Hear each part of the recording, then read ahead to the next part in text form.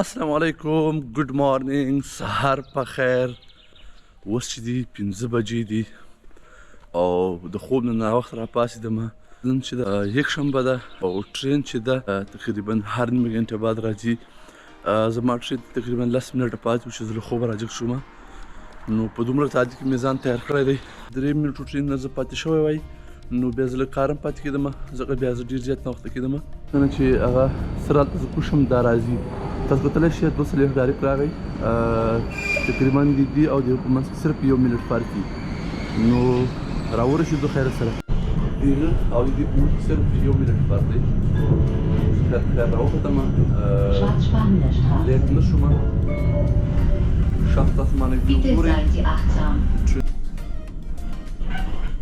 اوس چې دي 8:30 دي او په 8:30 باندې دا ټرین راځي او زه په 8:30 باندې دلته په بل ټرین کې رارسېږم او دا هم په 8:30 باندې راځي.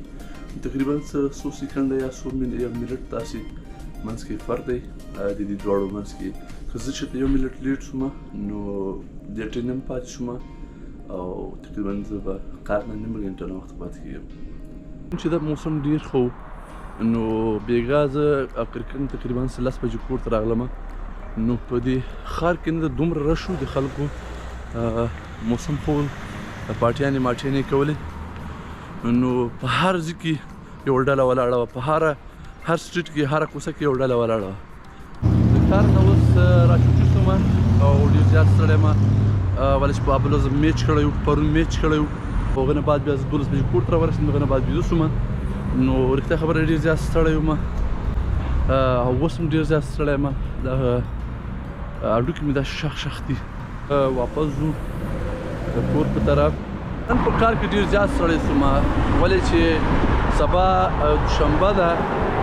خلک چې دي تیاري کوي، کله هم چې د یکشنبې ورځ وي نو کار کې چې ده بیا کارګر چې دي څومره چې دي ډاکټران دي کار چې دي نو هغه تیاري کوي. ډاکټر هر چا خپل جواب وي. ډاکټران چې د اپریشن لپاره تیاري کوي، سکیورټي چې د سپلارې کنټرول دروازې هغه کوي. تریګه ورته وایي، تریګه یو کمپني ده، هغه هغه کې کار کوي. هغه چې دا مریضان وړي راوړي هغه دغه تیاري کوي، دا بیډونه ورته برابروي.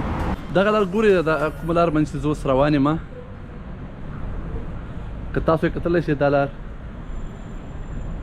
یاره په دغه لار به کم از کم زه یو 200 وارې تللی راغلی یم سایکل باندې. زه خپله کار ته په سایکل راځم، خو نن چې بېګا ډېر زیات ستړی یم. سهار چې راجګ شوم یو مې خوب هم کم کړی و، هډوکي مې بیخي شاق و. د ټرین بیک سایډ ته شاته چې لویه شیشه ده، تاسو ته دا ویو ښکاري، ډېر ښایسته هم ښکاري. ګوره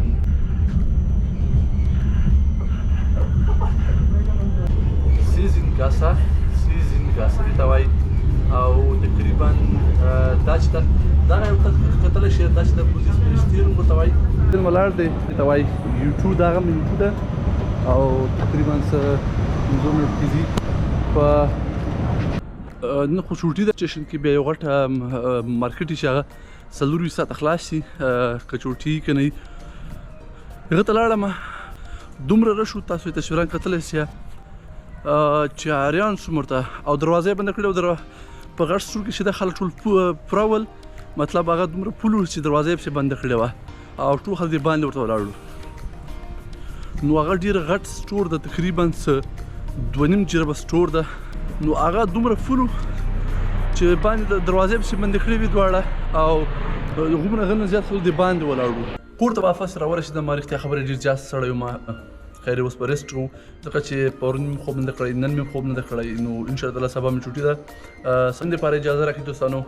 نو انشاءالله نیکسټ بلاګ کې سره ملاویږو. د الله په امان.